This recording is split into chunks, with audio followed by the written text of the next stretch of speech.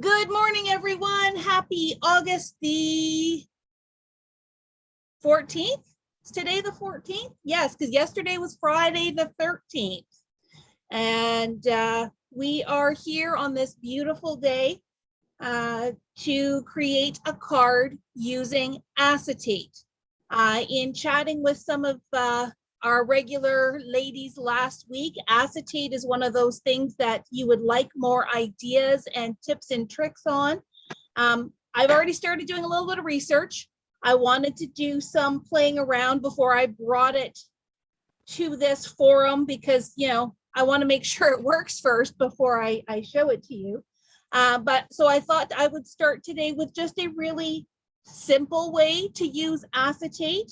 And the real key to this particular card is, you could use it as a flap on a layout as well, or in a mini album. And like I try to do, anything that you can do on a card, usually you can use on a layout or other projects as well.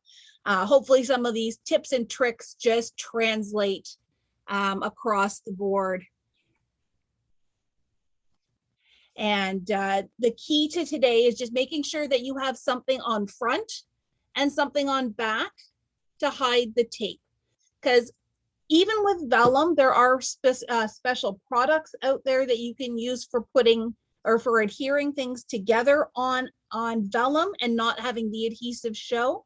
When it's acetate and it's clear, you got nowhere to hide other than to sandwich stuff together. So that's the real trick that I'm going to show you today, is just how to sandwich things together and still build a really beautiful card. Now, I have seen some people who have taken acetate and made their full card base out of acetate. Today, I'm just going to show you how your front is going to have that clear element and your back is going to be solid. If you feel adventurous and want to play around with acetate as your card base, maybe that's something we'll do going forward, but absolutely feel free. I just sometimes find that the acetate is a little difficult to fold. So this technique will give you lots of flexibility, no pun intended, to use acetate without necessarily having those challenges. So this is my piece of acetate for my card front, which is 4 1/4 by 5 1/2. I'm going to put it up here on my computer. Otherwise, because it's clear, I'm going to lose it. I have also created some die cut shapes, and you can use any punch that you have, any dies that you have, as long as you have a front and a back. And they don't necessarily have to be even symmetrical. Especially if you are cut, so say you just had a regular butterfly, as long as you're cutting it out of, say, a solid color cardstock, or you're okay with the colors being different front and back, then this technique is going to work. I do also tend to use a lot of circles because circles are super easy to go front and back. Did I bring two? I thought I brought two. Oh, there he is hiding under my butterfly. So I'm going to use this for my sentiment. The other thing you can play around with is having certain things on the acetate and then certain things that are showing through on the back side. And so we'll play with that a little bit as well. So I'm going to put my little butterflies aside for right now. We're going to build our card first, and then we're going to decorate. So I believe in the instructions, I asked you to have a second piece of paper or cardstock that is 4 1/4 by 5 1/2 for our actual base part, the back part of our card. I just grabbed white because it's, you know, easy to have both the same color on the front and back, but I did want to bring in a little bit of color. So I have cut a piece of pattern paper that is 4 by 5 1/4 that I'm just going to layer on here as well. I like having my little white border, but I just wanted to bring in a little bit of color. So I'm just going to go ahead and glue that down. It's up to you whether you want to. Now that I've already put glue on it, I kind of like that side too, but I'm going to stick with my plan A. If you want to attach some pattern paper, this should be something you can add afterwards as well if you change your mind when we're done. So I'm just going to go ahead and stick this down, centering it all the way around. And that piece is now ready to go. It matches the same size as my acetate. So the question now becomes, how do we build our spine? And so that is why I asked you to cut 2 pieces that were 1 inch by 5.5. And we're going to use this to create our spine and create a sandwich in order to hold our acetate to our back piece. So I'm just going to grab my scoreboard, which I have right here. Make some space.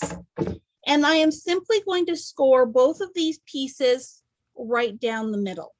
Now, the size I just picked 1 inch because I wanted it just to be a nice little narrow hinge. There is absolutely no reason why you could not make it wider if you wanted it more of a creative or decorative element to your card.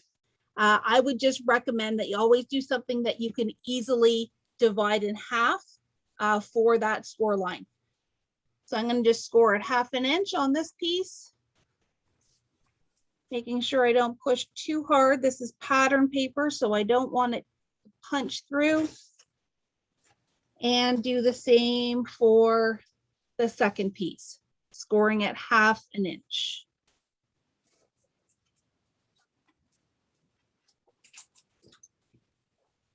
There we go.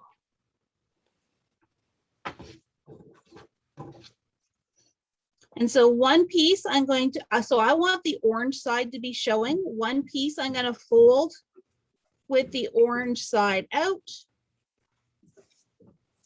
The other piece I'm going to fold with the orange side in, because that is what is going to be, when we open it up, then we will see that orange side showing.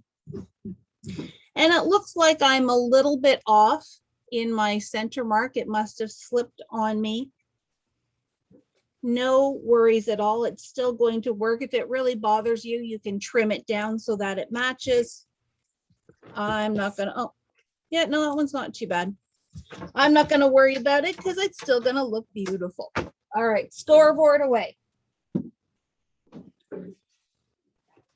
So much like with interactive cards, when it comes to acetate and doing things, and even with vellum, even though there are those special products to make it hide, the key is where you're going to put your adhesive and where you're not going to put your adhesive. And so in this case, I'm going to do that inside hinge first. So I want the orange to be what ends up showing. So I'm going to turn it with that orange side face down. And I'm going to use acetate, or sorry, I'm going to use score tape, get my lingo right, because I want this to have a good hold. With acetate, you can use liquid glue, but just be really careful because it's slippery. Even more slippery than using liquid glue on a paper. So that's another reason why I like taping with acetate as opposed to liquid glue, because you don't want stuff to slide around. So on this piece, I'm just going to put a strip of score tape on either side of that score line.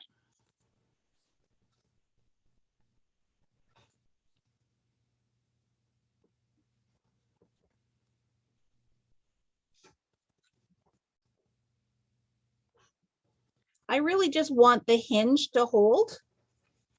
If you want, you can put a little bit more tape out to the sides, or we can go back in later. I'm just going to leave it because it's going to hold with that score tape, and I'm not too worried about it. Everybody with me so far? Head nods, thumbs up. That's fantastic. All right, I'm going to fold it back in half. Making sure that my fold is on my left-hand side. And I'm just going to peel off that back liner. And it's half and half. So unless you're directional, It doesn't really matter which is the front and back, but I've got to make sure that my inside is going the right way up. I'm going to align this fold right with the outside edge of my card base and stick it down. Like so. So now you have your card base and you have your hinge that opens up from that left-hand side. Give it a good rub down. Make sure it sticks. Now I'm going to close it back down again. I'm going to make sure my acetate is handy. And I don't lose it. Now I'm going to peel that liner again and carefully align that left side of my acetate once again with that fold. And a little trick is, because I know these are the same size, I'm actually going to start over here on the bottom right hand corner. If that is all lined up, and make sure that bottom gets lined up, you should be pretty good that everything else is going to line up as well. Like so. And I say that and then I'm crooked. That's okay. That's what scissors are for. So we're just going to pretend that's nice and straight. Now, if you look really closely, you absolutely can see the adhesive through that. It's not super pretty. I also want to give this some reinforcement to make this hinge a little bit stronger. So we're simply going to repeat, but from the opposite direction. So I've got my little fold piece here with my orange side now facing out. And it's just going to go around like so, so that everything is overlapping. Now, in hindsight, now that I'm looking at this, if you have an extra piece, I'm actually going to cut this piece a little bit bigger because I am seeing some of my internal bits. So I'm going to make my second strip, and I apologize for having to make you guys redo this, but I think it'll be better in the end. I'm going to make this strip now 1.5 inches wide. I think it will be better in the long run. If you're okay with the way you got it at the 1 inch, absolutely no problem. So let me just trim this at 1.5.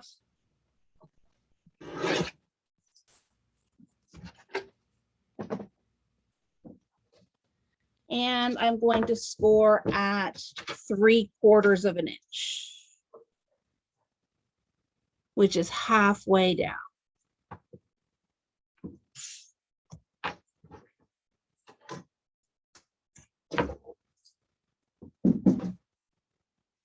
All righty. So once again, I want the orange side out. I'm going to move this out of the way so I don't get confused. Orange side out. I'm going to open it up so that the orange side is facing down. And I'm going to tape along the fold just like I did for that internal piece. So long as I can find my score tape. There it is.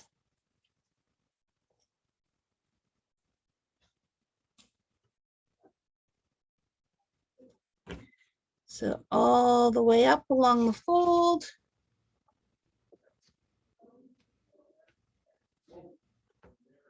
Oh, and I'm going to run out. It's all good.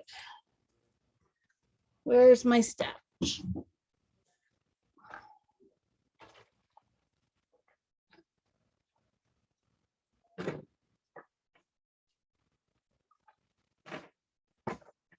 All right, so all I've got is skinny stuff left, but that's okay. We'll just double it up a little bit.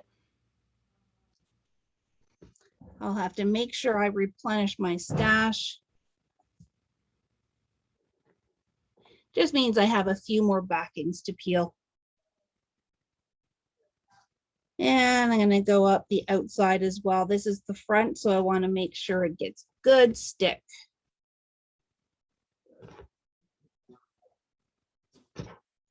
There we go.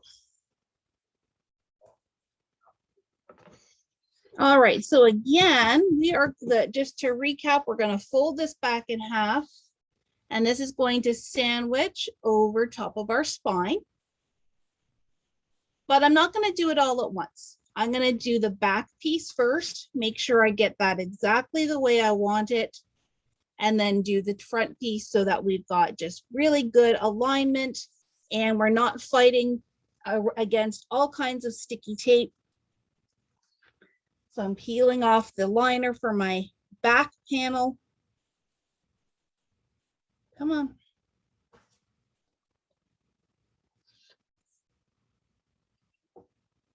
And if you fold it just slightly, that's where you can see where that fold is. This fold is going to line up with this fold. And give yourself a little bit of space. You don't have to go right into the corner.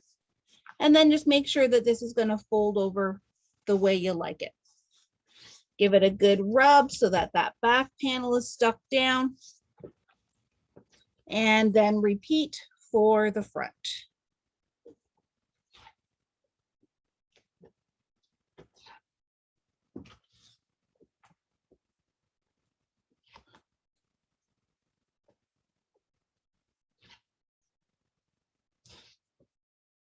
And just slide it over, and now look at that. So now we have that beautiful little strip. And the more you work this, the smoother that's going to open and close.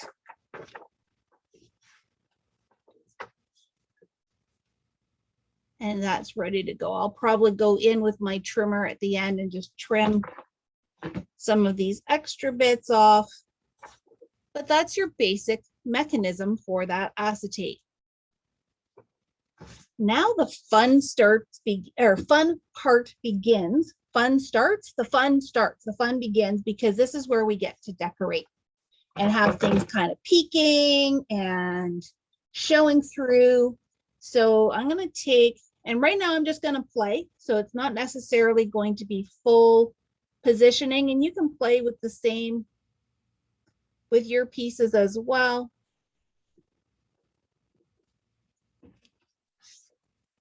But actually, maybe he's too big. I think I'm just going to put this butterfly here, and then I have my matching butterfly that's going to go on the inside. And then I can put my sentiment here.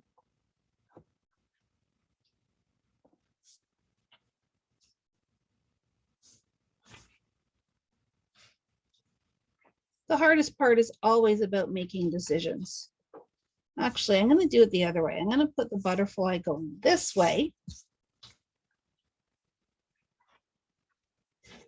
And that way I could put the sentiment on the acetate as well, but I'm actually going to put it on the inside so that it's showing through the acetate and still remains there when the person opens the card. So to attach my butterfly, I'm going to do the front one first, because that's the one where I really want to make sure I know where it's getting positioned. And fortunately, I'm down to this skinny score tape. Once again, you're welcome to use liquid adhesive, but just remember that that acetate is super slippery and it could move on you. So be really gentle with how you push your piece down onto the acetate. I'm going to stick with tape, no pun intended.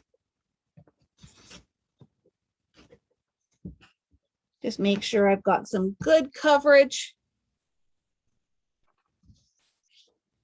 And I'm not even going to glue the antenna.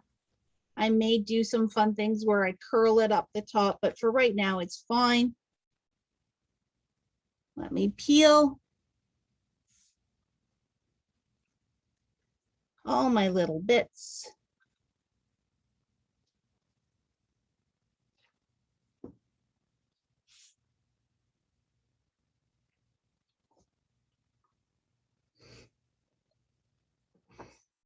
And let's get him where we want him to go. So I'm going to put him right about here.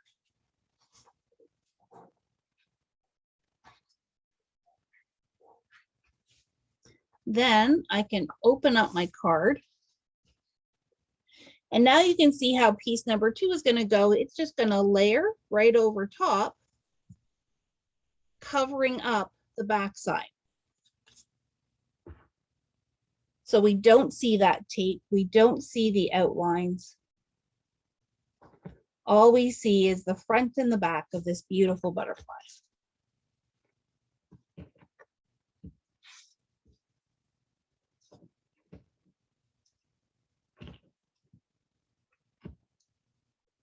One more little piece there. Okay.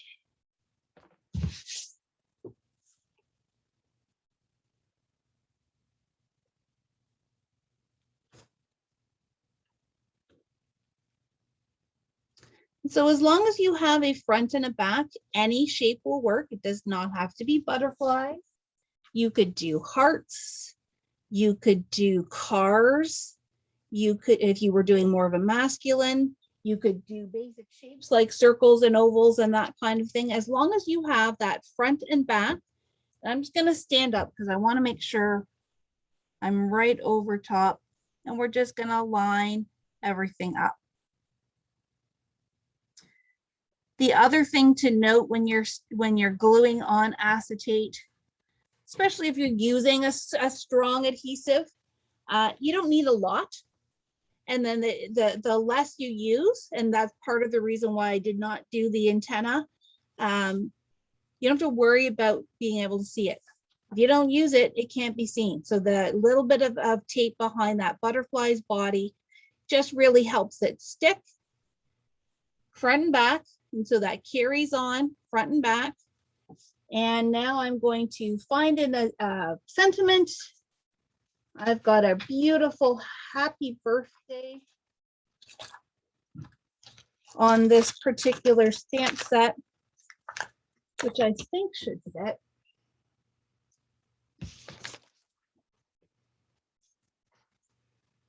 It's going to be pretty close, but it will be fine.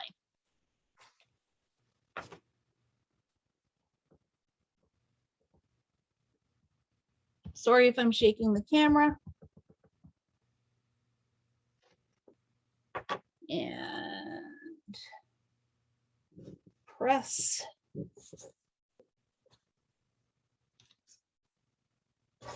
There's my happy birthday. And because I'm just going to attach this paper to paper, I can just use my regular tape runner or my liquid. It's all good. That's going to peek through the acetate. Hard with the glare. And voila. So that way you can open up that message or that front of your card and still have the message showing. Now, a couple of other things you can do with acetate, just like paper, you can round the corners. I actually brought my inverted corner punch today. So and maybe I should have done this before I assembled it, but I didn't.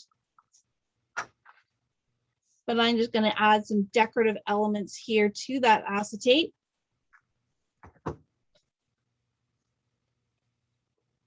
And so now I've got that little element, again, hard to see, but that little element there. You can also add things like your gems. Once again, just remembering what you do to the front, make sure you do to the back. I'm just going to see if I've got my piercing tool here, which I do, just because I like to use it to lift things. So I am going to put a gem right here. So it would be outside my circle,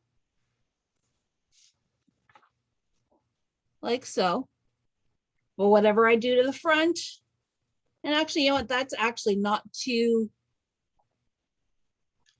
I'm going to say the word ugly. The adhesive is pretty good on these gems, that it does go edge to edge. But if you feel that this is not pretty to look at, then we're simply going to add a second gem on the back side. Just be careful with that because it does add a little bit of height and bulk. So if you're mailing it, you might want to look at using more flat, like even the enamel dots from like Echo Park and Simple Stories tend to be a little bit flatter.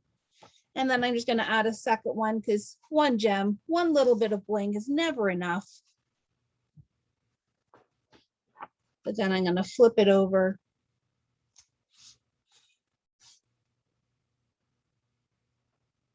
And put it on the back.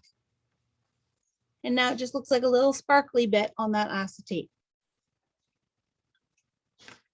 So that's all I'm going to do for this card. It's really pretty. It's got that nice little bit of shine with the acetate and also that peekaboo element. If you take away only a couple of things, the two things I want you to take away is one, hide your tape. And two, whatever you do to the front, make sure you do to the back, because again, it hides the tape. And play around with those peekaboo elements and think about your layers so that you can have a really fun dimensional card. So thank you for joining me this Saturday morning. Next weekend is our Hazy Days virtual crop. And if you have not got your kit yet, we still have a few kits available. So you can just purchase those online. As a result, because I am helping out with that, Tiffany's doing a fantastic job running it, but I'll be helping out and teaching a class. So there will be no Zoom next Saturday morning.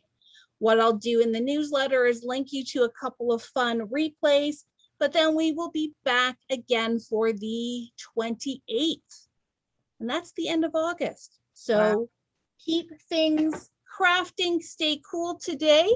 Let me just end the recording and thank you for joining.